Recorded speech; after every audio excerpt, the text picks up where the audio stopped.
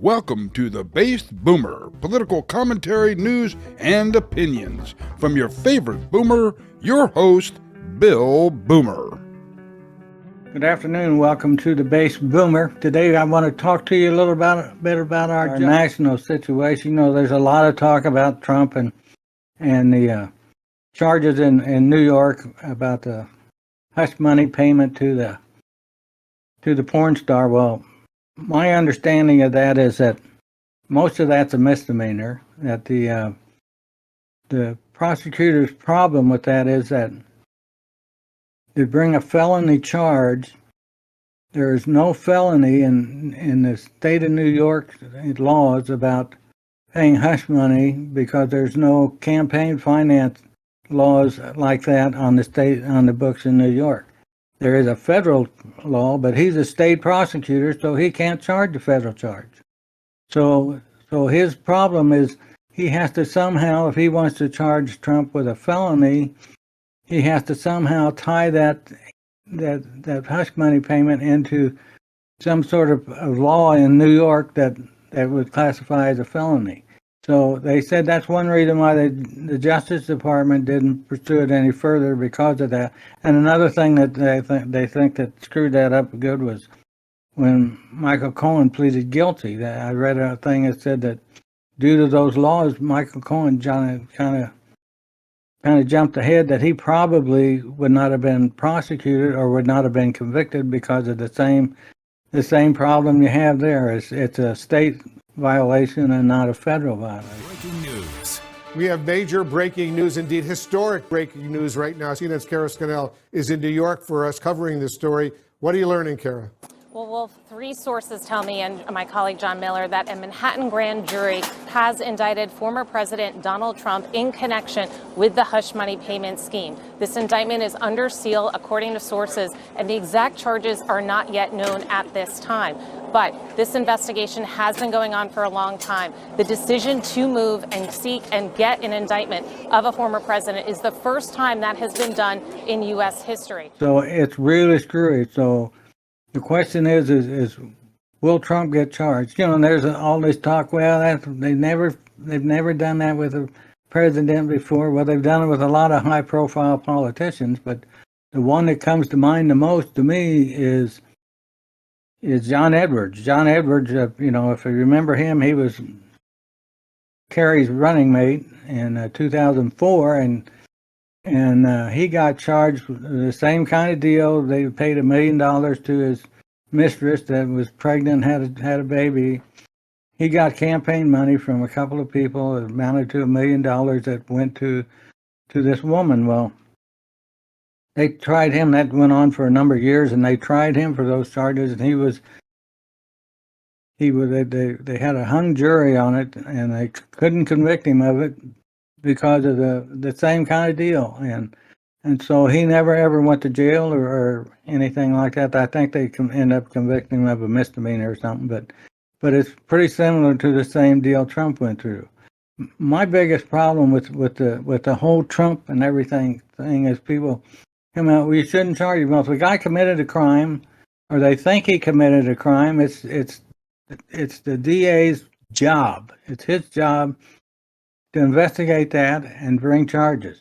Then he goes to court, and the jury will decide. The DA here has done nothing he shouldn't have done. He followed the law. The guy's a professional prosecutor. He knows what the law is, so he's followed the law. He's taken the investigator, got all the information, and put it in front of a grand jury. They'll decide if he should be indicted or not. If he does, let it go to trial and let those people figure it out. I honestly don't believe he'll get convicted of anything, but because he only needs one person to agree, that to be on his side, one person to say, no, I don't think that happened. I don't think he's guilty of that. You know, and that hangs the whole jury. So I'd say the odds are pretty good of that happening. But when I look at it, though, and I hear people, well, he shouldn't be charged, I don't buy that. That's the prosecutor's job. That's in that case. Now, if you look at the other cases he's got going on, I don't know enough about the Atlanta case, what actually violations there are. The Mar-a-Lago thing, I think his biggest problems are with the classified documents he had. That whole thing kind of, I think that's pretty dangerous there. But I just think our system isn't fair to everybody, and it is. I look at the things they charge Trump for, the hush money to the porn star. I think is a little overrated. But when I don't, like I say, I don't know enough of Atlanta, but I would say this on the Mar-a-Lago thing. If it was you or me that took those documents home, and then when they asked us for it, I said, "Oh no, I don't have them," and all that stuff, and then they come and issue a search warrant and come and find them on my property, we'd already been in jail. We'd have probably been convicted. If we'd have had anything to do with January 6th, any of that stuff, we'd have probably, I'd look at if Obama had done that, they'd have probably already hung him on the White House steps. So, this stuff is sitting there saying, that somebody's picking on Trump. I don't see anybody picking on Trump. I sit back there and I look at the Clintons. For 20-some years, they investigated the Clintons. They had Ken Starr would have given his eye to convict them of anything.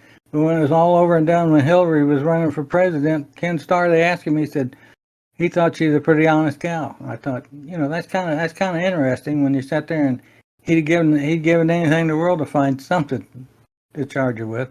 The guy, I thought Ken Starr was pretty dishonest myself. He locked up, who was it, Susan McDougal or something, for 18 months because she wouldn't answer the questions the way he wanted.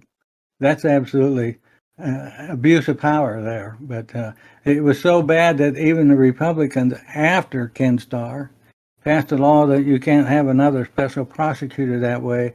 That is what they call an independent prosecutor that answered to nobody. And so they passed a law they can't have anybody like that anymore. You can have a special prosecutor, but he has limits to what he can do. So. But I sat there and I look at Trump's deal.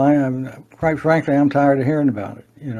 The media is got a lot to do with that, and they keep telling the story and telling the story, and it's the way they tell the story is what I think riles a lot of people up. The words they use to describe it.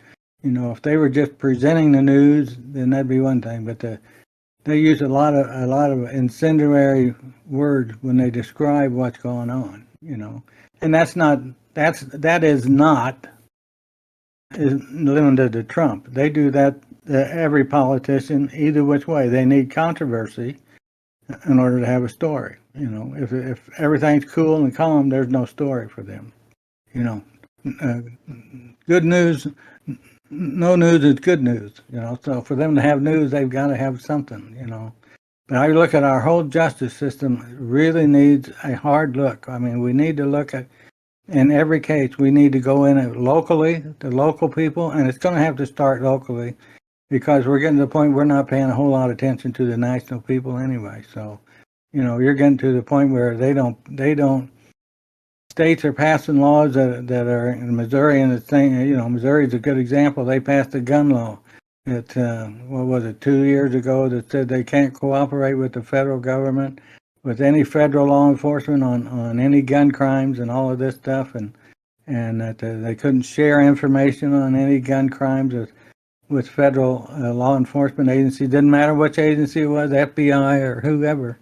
They couldn't cooperate with them in any way, and that law was just recently overturned. I think the state Supreme Court said it was unconstitutional. So, but states are doing that. You're seeing more of that all the time. States are they're claiming the federal government's overreaching themselves, and in some instances they might be. Other instances, I think what they're doing is necessary to protect the public. I appreciate you listening in today. Thank you all. Take care.